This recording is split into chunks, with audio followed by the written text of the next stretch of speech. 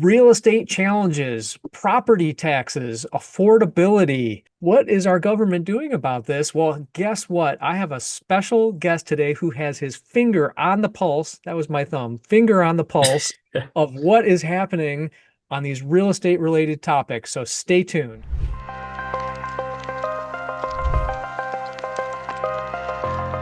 Hey everybody, Mike Ferrante here with a community spotlight today, and I have an extremely special guest, Casey Weinstein, State Senator. Thank you for being here.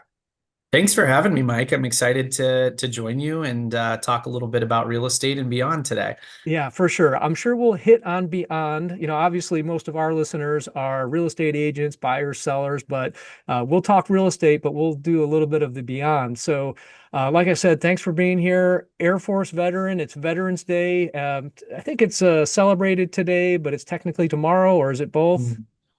Yes, Okay. celebrated today. I know that because my kids are all home today. Ah, So it's a special thing for me and my wife. We met at the Air Force Academy ah. in the cadet gym. Actually, a TV fell on me in the cadet gym when I was trying to adjust it on the wall. And I always have to tell young people today that TVs used to be big and bulky. Right. And that's how we met. And then we served, graduated together, served together. It's a special holiday for us and more importantly for the broader veteran community out there. So Yeah. Well, yeah, thank you good to for your take some time. service. If I don't get Thank that, you I'm for that. thanking. Yeah, yeah. Thanks, Uh, Mike. so I wanted to give you a chance here. I know a lot of people locally know about you, but just let's start off with tell us a little more about yourself. So we know how you met your wife. You've got three kids, and we may have them interjecting in the show here today, and that's cool. Yeah. But Yeah. tell us a little bit about Casey. Yeah, I was a military brat myself. So my dad was in the Air Force, and we grew up. I was born in Alamogordo, New Mexico. I like to joke that I'm the only New Mexican currently living in Hudson, Ohio, but not true. On election day, 44-year-old lady came, or I'm sorry, a 44-year resident of Albuquerque, New Mexico, named Sue, who came up and gave me a big hug and said, "Hey, I've heard you talk about you being the only person from New Mexico in Ohio. You are not. You're not alone." So that was, and we took a selfie together. It was really sweet. Nice. But I, from there, went to Illinois, St. Louis, Scott Air Force Base, and then to Northern Virginia. And my dad actually worked in the Reagan administration when he got out of the Air Force, and then went from there to Albuquerque, New Mexico. And oh, here's one of them. Okay. Yeah, no, I'm recording. Nope. Yep. If we watch it. Okay, thanks. Okay, great. I don't know what she just asked me, but she's gonna go do it. So anyways, Albuquerque, New Mexico for high school, Air Force Academy for 4 years after that, met Amanda, stationed out in Los Angeles for my first tour. And then when we got married, they moved me to Ohio to join Amanda, who Got it. was stationed at Wright-Patterson Air Force Base and studying at the Air Force Institute of Technology for her graduate degree. And we spent 8 great years in Dayton, finished our military service. She got a PhD at Ohio State in economics. I got an MBA, and then she got hired onto the University of Akron. So 12 years ago, we moved up to Northeast Ohio. And we looked across the region. Folks kept saying that Hudson, Brecksville, Twinsburg, Stowe, great areas to raise a family. So we kind of honed our search in those areas because I needed access to airports for my job at the time, and settled in Hudson very, very happily. And since have had 3 kids and 2 dogs and 2 guinea pigs. Don't do the guinea pigs. God help yourself. Please run away. I made the mistake of guinea pigs, and we're very, very happy here, just doing great. And in 2018, I ran, after being elected to Hudson City Council, I ran for the State House and was elected to my first term, and served 3 terms in the State House. Eventually made my way to the State Senate. I ran last year and was elected to represent the 28th Senate District. So I am in my first term in the Senate, absolutely loving it. Very, very proud to represent the entire city of Akron and many of the surrounding areas, and really loving the bipartisan work I'm getting to do, and just getting to meet more people in a bigger district and across the region. So Yeah. I think that's it. Yeah, you no, you answered a bunch of my follow-up questions, Oh but no. Sorry, No, Mike. no, that's okay. Elaborate a little on the areas you represent. I live in Twinsburg, and so obviously I've seen you around, but so Yeah. Akron and Hudson, what other areas do you cover? Yeah, well, every time I've run, I've had a new district because of how crazily gerrymandering and redistricting has become. I used to represent Twinsburg for a couple terms, since they since redrew the district away from that, unfortunately. But today, the 28th Senate District, which is a brand new Senate district, was a combination of the 27th and the 28th.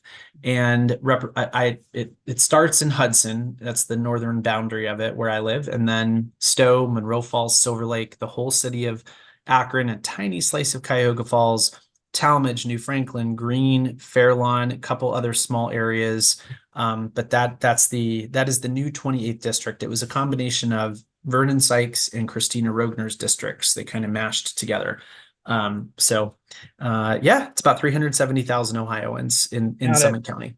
And I said we're going to talk real estate, but you said the G word, gerrymandering, and this is Yeah. something that I feel very strongly about. I love, if you guys haven't seen Jennifer Lawrence's videos on politics, you wouldn't think Mhm. Jennifer Lawrence would be into politics, but she is amazing. She puts out some really great content, nonpartisan, just logical stuff. Mhm. I don't really understand how that works. How is it that politicians can just change these borders? Like, how does that happen?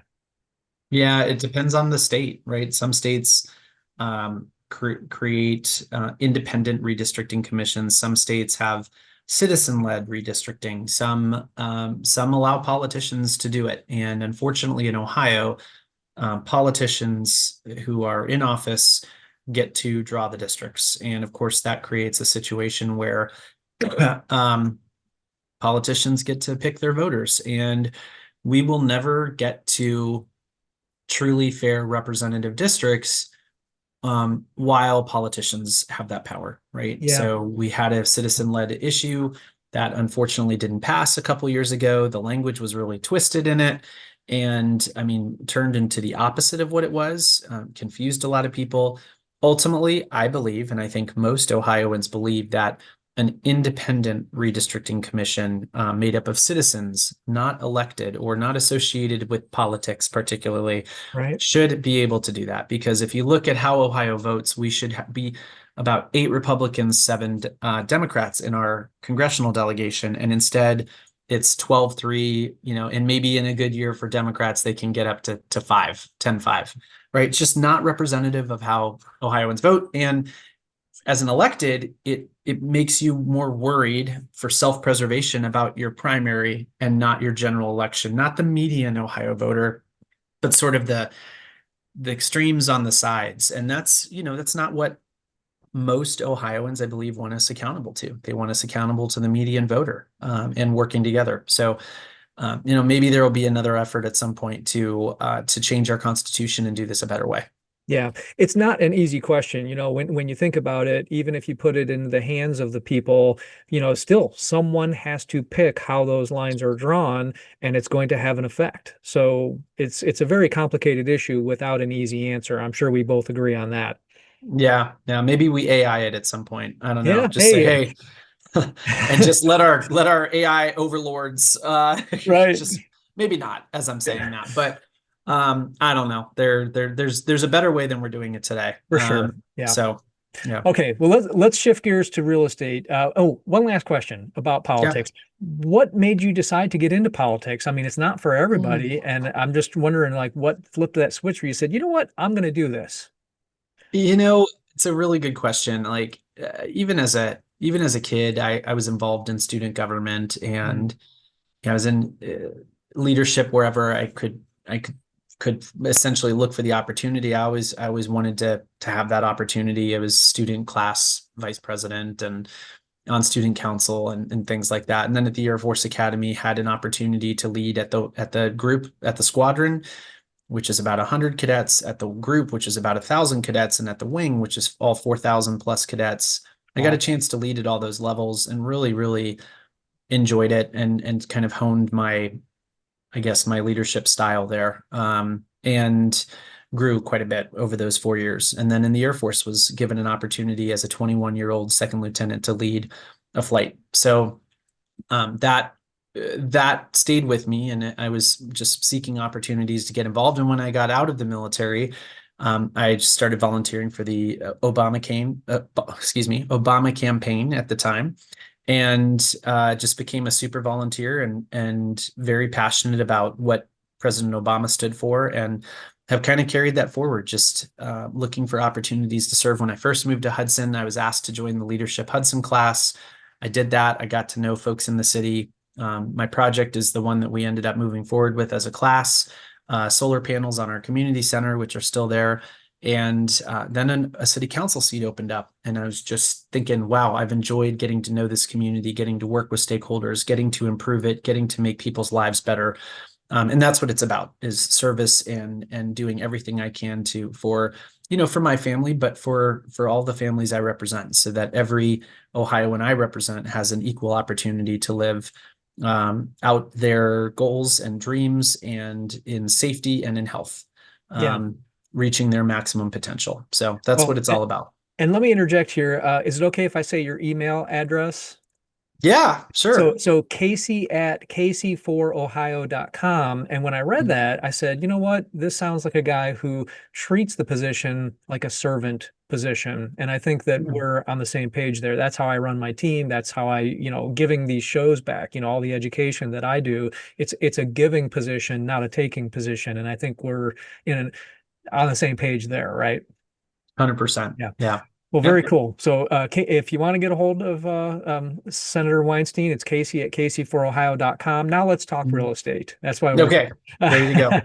Okay. All right. So first one, I'm in my late 50s, and I'm hearing more talk about property taxes here in Ohio. And I've heard there's a movement to abolish property taxes, which to me seems extreme. My first question is, well, how do we pay for stuff?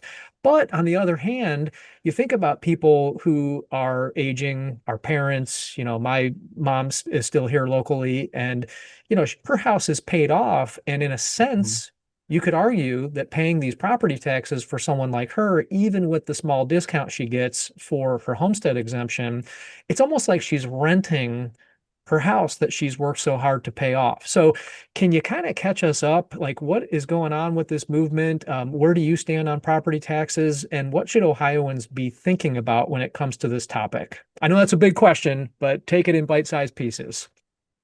Yeah, first of all, I am a homeowner, and I have seen my, property taxes increase. And as a result, our mortgage payment, which of course is bundled in there, increased pretty significantly. So I recognize this myself. I hear it from my constituents.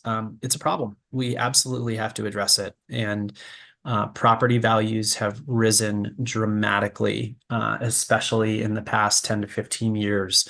And there's some structural reasons for that we can address. But the bottom line is, today where we're at is, for many people, especially like your mom on fixed incomes, it's become unaffordable. And for a lot of young people, it has become unaffordable and unattainable to buy a house, and then first of all, to find a house, to buy a house, and then to afford the property taxes. So it is absolutely something we need to address. There are many proposals out there right now, 5 of which passed the Ohio House on sort of mixed but bipartisan votes a few weeks ago, and which are now in the Senate. So it's something that I think we're going to be taking up in the Senate over the next couple of weeks. So this conversation is really timely. What we're looking at is a sort of a mixed, it's like a hodgepodge of policies. Things like House Bill 186, which would prevent, it's an inflation cap credit, which would essentially prevent property taxes from rising faster than the rate of inflation. There are others that prevent schools and other organizations from using inside. They get rid of inside millage, which is the millage that schools and other organizations are allowed to charge without going to the ballot, which I think is a little bit risky, because that's a pretty low floor.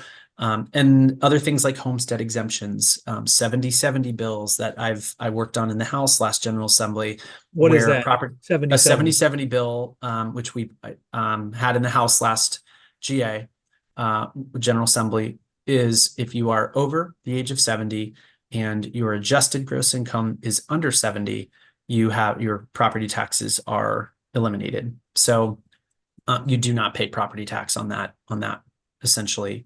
On that portion, right? So there's different ways to look at it. There's a new proposal in the Senate to increase the state share, and this is, I think, moving in the right direction. Because let me address something you said earlier regarding the elimination of property taxes.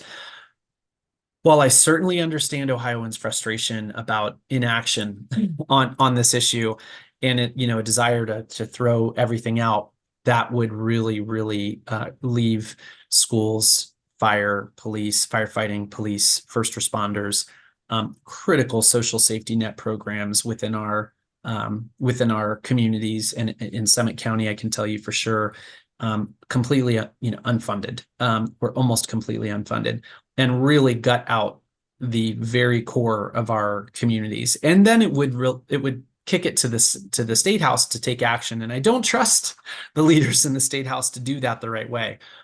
That said, there are some things moving. In particular, I think Senator Brenner has a bill that would create more funds coming from the state level to relieve the burden on local property taxes. And I think this is the right approach. I've been talking for a while, so I want to give you a chance to interject because I can expand on that a little bit. Yeah, no, this is good stuff. And I got to be honest with you. I have very high level knowledge and I didn't know any of this. So yeah, keep going here. Talk about, so I know the frustration has been values have gone up, therefore taxes have gone up. But here's the deal. As someone who prices homes and sells homes and helps people buy homes for a living, if you own property, you can't be unhappy that your values have gone up. But the flip side of that is, oh yeah, my value went up, so my taxes go up. So when you talk about these initiatives, are you talking about keeping a cap on the percentages, like how much we're taxed as a percentage of our value? Because certainly homeowners don't want to see their growth in value stop. Right. It is definitely not value of the home. It would be a cap on the rise in the payment, right? That's the problem is, my home has, I think, doubled in value since we bought it 12 years ago. It's kind of a middle of the road Hudson home here. And I, from what I hear over the last 12 to 15 years, a lot of homes have doubled in value. That's right. And so the property tax, which is great. Okay. In one sense, and that we don't want to stop that. We certainly want to create more homes, more affordable homes in particular, so that young people can get into a home like my wife and I were able to. But this would cap the increase in property taxes that a homeowner pays, just the taxes. We have a fundamental problem in Ohio, and that is the lack of state share, whether it's for public schools or other critical, like the local government fund, or funding our county programs. State share has never been enough. And, we had a Supreme Court decision, the DeRolf decision that many listeners are familiar with. I think it was 1994, a series of decisions in the 90s that said the state is not properly funding public schools, creating a bigger burden on local school districts. And one of the things that I ran on in 2018, which had not been addressed, was fair school funding. And sure enough, we got it done. In my second term, we passed the fair school funding plan on a bipartisan vote. And for the first time in decades, increased the state share to the point where school districts would have some relief and be able to, thank you, be able to charge, have less of a burden put on local school districts. This General Assembly, so we passed it and then we kept it going in the budget. We didn't codify it in perpetuity in law. We just did it in the budget. So every 2 years, it's dependent on us getting this done in the budget. This year, we abandoned the Fair School Funding Plan because supposedly we didn't have enough money to fairly fund our schools. At the same time, we flattened our income tax rate, giving a 1%, about a 1% tax cut to the richest Ohioans. So we have this self-fulfilling prophecy where we have dramatically and drastically lowered income taxes over the years. Now we're at a flat tax, and there is a resulting less revenue. And they back into this justification of, well, we don't have enough revenue. We're not going to be able to continue funding the Fair School Funding Plan or the Public Library Fund, or 988 suicide crisis funding, or our food banks, or the local government fund, or H2 Ohio, which is a clean water grant program. So many critical investments that state government makes in our local community are being drawn down. So what does that do? It creates a tax shift. If you still want safety services, if you still want clean water, if you still want, to support, if you still want to have strong public libraries, if you still want to have great public schools, you then create a shift where local organizations, local school districts will have to raise millage and raise the funds that way. So that is the big problem. And the responsibility at the state government level should be to provide adequate revenues so that there is not this massive burden on middle income Ohioans who are struggling with increasing prices and increasing property taxes. Yeah. Thank you for coming to my TED Talk. Right. Yeah, I love it. So you've said the word bipartisan a couple times, and I said we were going to talk real estate, but I'm going to throw you a curveball here. And just from your perspective, and just limit it here to Ohio, because, here on my show, we don't talk about left versus right. And, we believe all people should be raised and elevated, right? Regardless of the side of the you're on. But, why is it so hard to get both sides of the aisle rowing in the same direction? Like, is that just an inherent flaw in our two-party democratic system? I mean, what is the deal with that? In one sense, I would push back on that a little bit because the vast majority of bills that we pass are bipartisan bills. I have 8 bipartisan bills, this General Assembly that I'm working on. And so in a typical voting session, maybe we vote on 7 or 8 bills. 6 or 7 of those are unanimous. Really?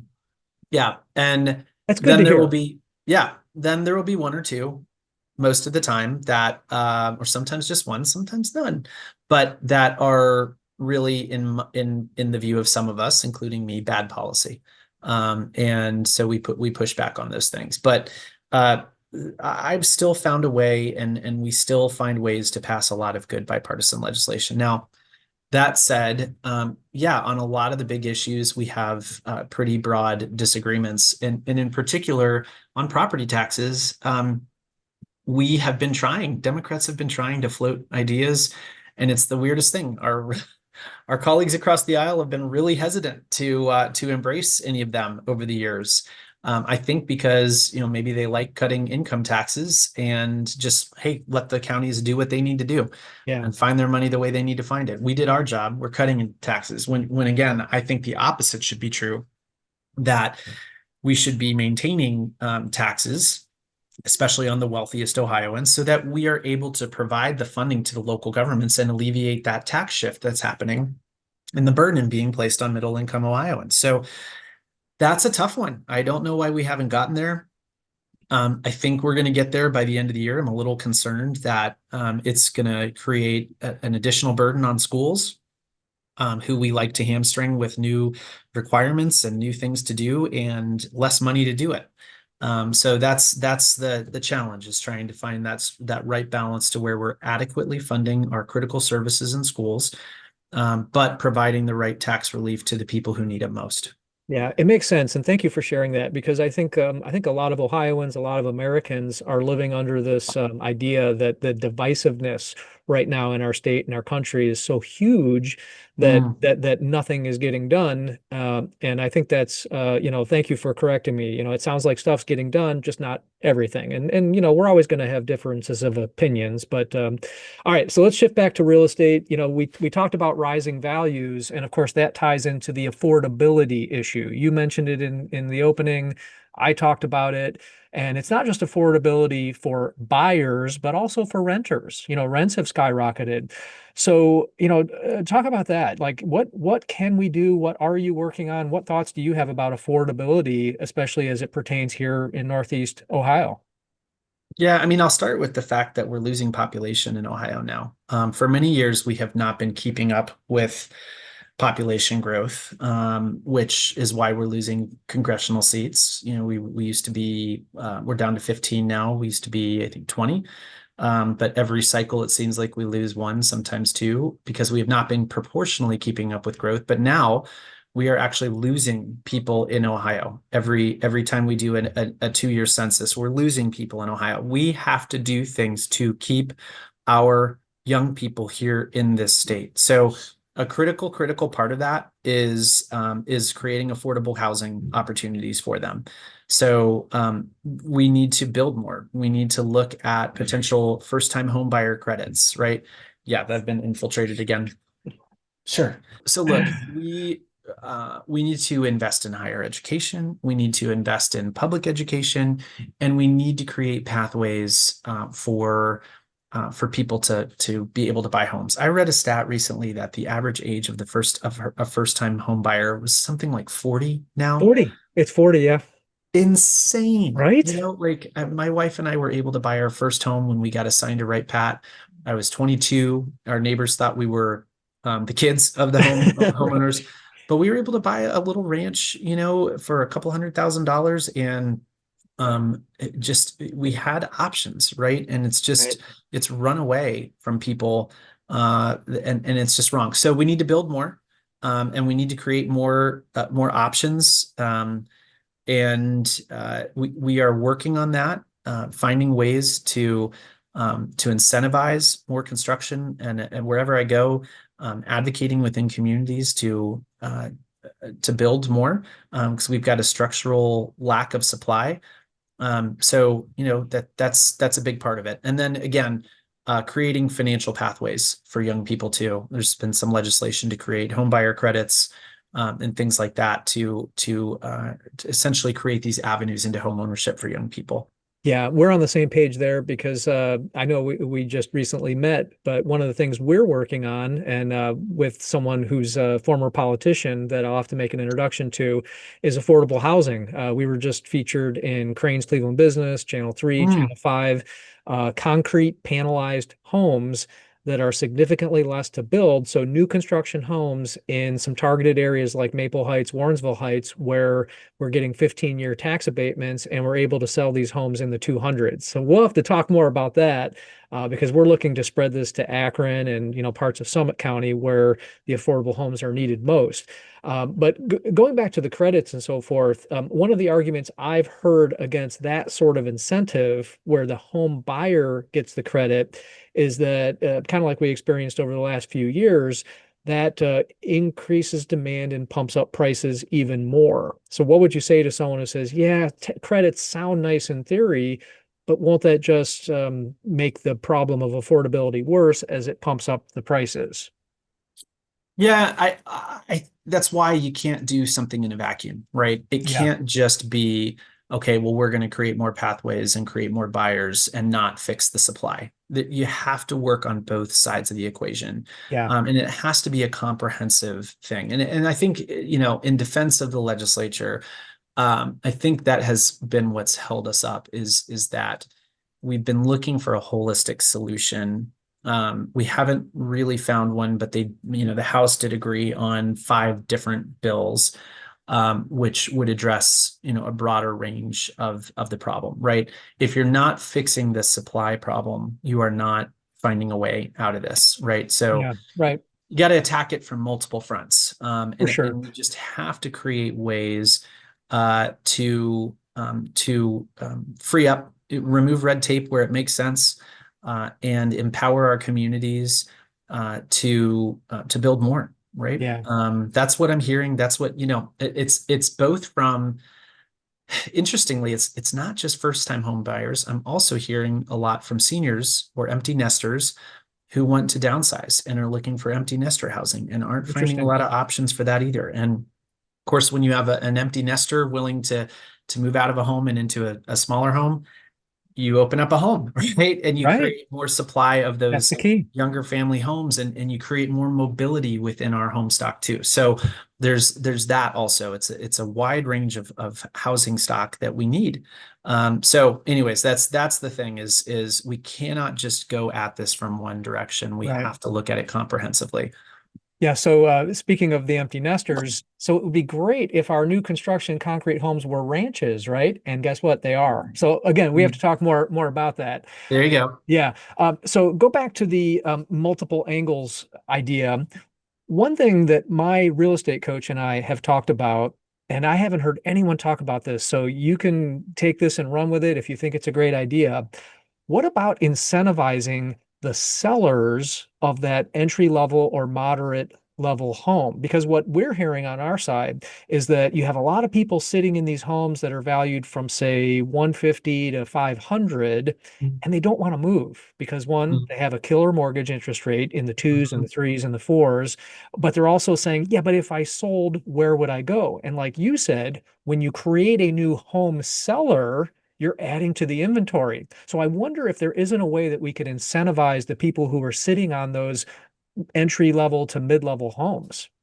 It's a great idea. Yeah. I mean, I'm a lot of homeowners who've been in homes for a while were able to refinance.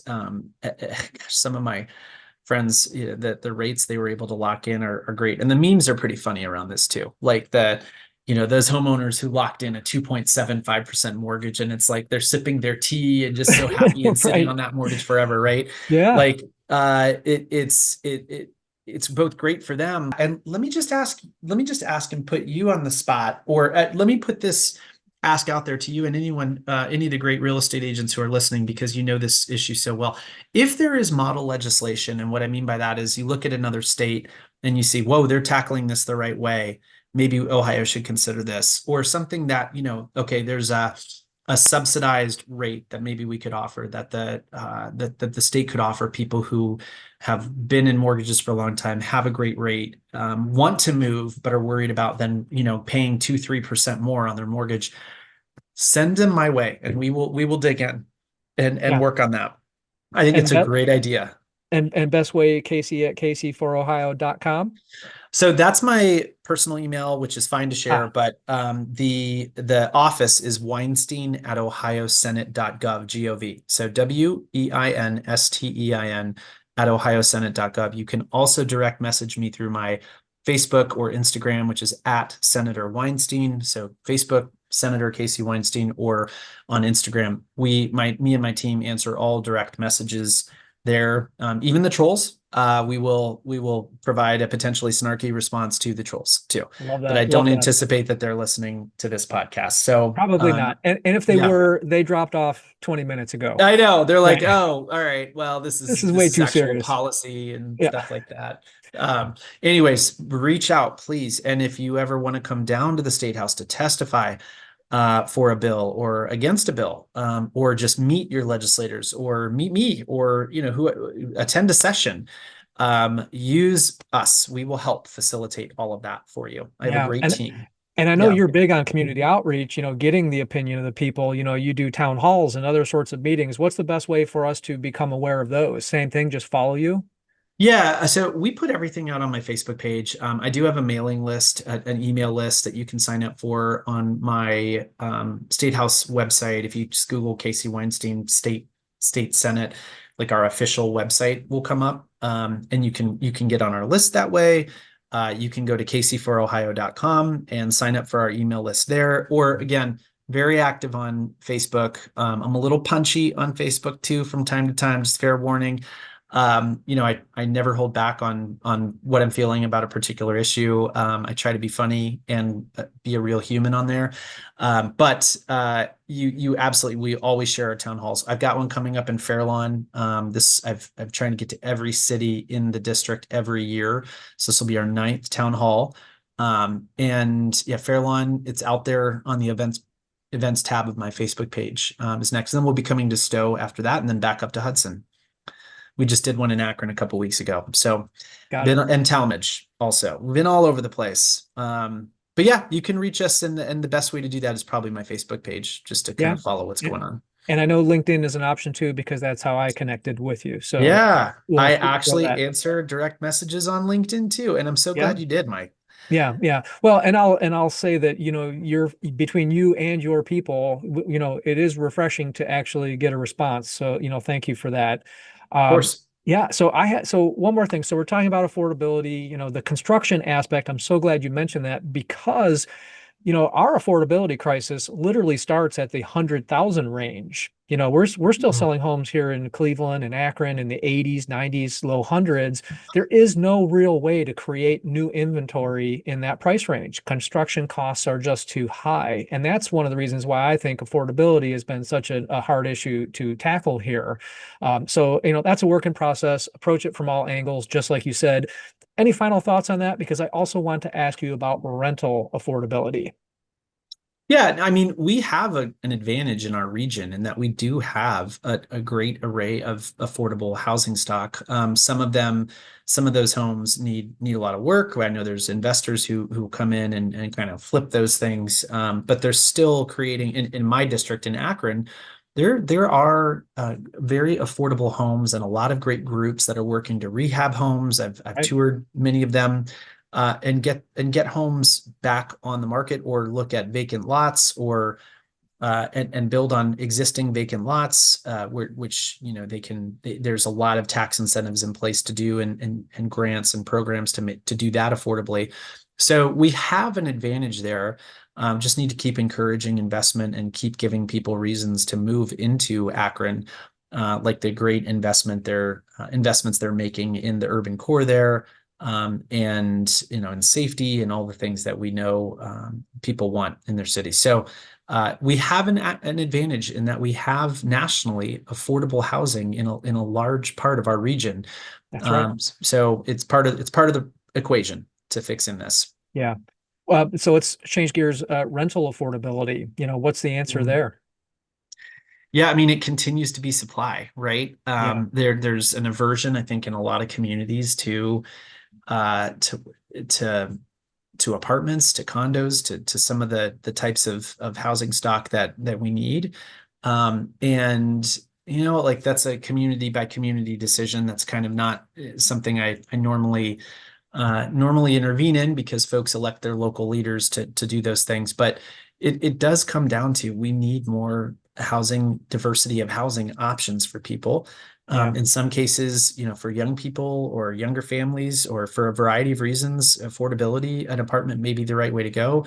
But it'd be great to have new build and create really still nice places for these folks to live. So that's part of the problem. And then I like, it just continues to come down to supply, right? And creating those. When you fix the supply, I'm married to an economist, by the way, so I hear about supply and demand all the time. When you fix that supply equation, it helps on the demand, and then it helps with prices. So that's what we need to focus on. Got it. Okay, so last topic. I know I've used a lot of your time here, and I appreciate it, but we did briefly talk about the 50-year mortgage that was recently thrown out there into the world, and I'm still debating it. I see pluses, I see minuses, and you said yes, you would chime in on it. So 50-year mortgage, what do you think? I have deep concerns about a 50-year mortgage. It feels like, for most homeowners, they're never going to get, it's going to slow equity build up. It is going to dramatically increase the amount of interest that you pay over time. It may save you a few $100 a month, and I get that. But if you look at over the 50 years, I've seen some estimates that it's half, depending on the size of the mortgage, but you could be paying $500,000 more or $500,000 in interest plus. And that is, to me, is not the way. Not only do we want to allow people to get into homes, we want them to build equity in those homes. That's a big way that people create generational wealth and break the poverty cycle, or lift people into, into more opportunity, more economic opportunity, is through equity in their homes. So the 50-year mortgage, to me, is not getting at the actual problem. It is sort of a gimmicky way to slap a Band-Aid on it, right? And so I worry about that. People, 10, 20 years into their home and just still owning a tiny fraction of it because of how much interest you're going to be paying up front. That's the other thing. Especially given that people don't stay in their homes that long. Now, yes, that number has dramatically gone up. I think we're over 10 years, in your home now. So, the counter argument is, yeah, but property values tend to always go up, and at least they're building some wealth. But I'm with you. I feel like introducing this would increase demand, to go back to economics, 6 semesters of econ here. Thank you. There you go. Yeah, so it increases demand, kind of like the policies that we experienced when the interest rates were held low for so long, increase that demand and help make the shortage that we're in worse. So I'm with you, Casey. I think that the supply side approach is a stronger approach, but it has to be holistic. We have to look at all the different things going on, but to only address, or in the majority address, the demand side issues, I think creates more problems. So I'm with you. Yeah. Not the right way to get at the problem. And when you look maybe at selling 10, 15 years in, and you just own a tiny fraction of your home, and home prices always go up until they don't, right? And in 2008, 2007, 2009, we saw what happens when you have home price corrections, and it's almost like a 50-year mortgage is almost like an interest-only loan. And those are the kind of dangerous, sort of exotic mortgages that got us into, almost took down the entire financial system. Right. So I'm very, very wary of that. Yeah, I was licensed in 2008, and people would say, "Oh, a terrible time to get licensed." It was good for me, but yeah, I remember it well. So, listen, I want to give you an opportunity. Tell people again how they should get in touch with you, and then give us any giant, big thoughts that you want to share with people, or like the one big thing that you're working on that you want to share with everybody. I appreciate that. Yeah, you can CaseyForOhio.com or at Senator Weinstein on Facebook or Instagram. Follow me there and message us through that as well. If you ever want to meet up for coffee, I always do that too. I had my 83rd constituent coffee this morning of this term, of this first year. So I'm very active, and I'm happy. I always buy coffee and happy to come to your coffee house. So throwing that out there. And then, yeah, I'm excited. I've got a postpartum depression screening bill that closes the gap on care for women experiencing postpartum depression. We've got a lot of gaps there. I've got an AAC devices bill, which is augmented communication for people, mostly people on the autism spectrum who, or for whatever reason, have difficulty communicating. I've got a pediatric cancer bill that's a bipartisan bill that would create a new fund to fund pediatric cancer research. We lost our niece a couple of years ago at 6 years old to DIPG, which is a very rare brain cancer. Wow. And, losing one child is too many. So we're working on that. I'm working on cryptocurrency ATM fraud, which is a significant issue. That's a bipartisan bill. I'm working on puppy mill reforms. I'm working on small solar, to allow people to have power their fridge or an appliance with solar to reduce energy costs or reliance on the grid. So that's a bipartisan bill too. We've got quite a few. I'm excited about that. My legislation's moving. Unclaimed funds, I'm working on getting those back to Ohioans too. So it's been a really busy fall. And I'm very gratified to say that these bills have been moving forward. So hopefully more to come. One more, BCMH would provide mental health coverage for children with rare diseases. That bill's already getting hearings too. So I'm active, and I hope to stay that way. Wow. I mean, is it common for someone in your position to have that many irons in the fire? I mean, I kind of got the impression you're Um, lucky if you get one or two bills moving. Yeah, no, yes and no.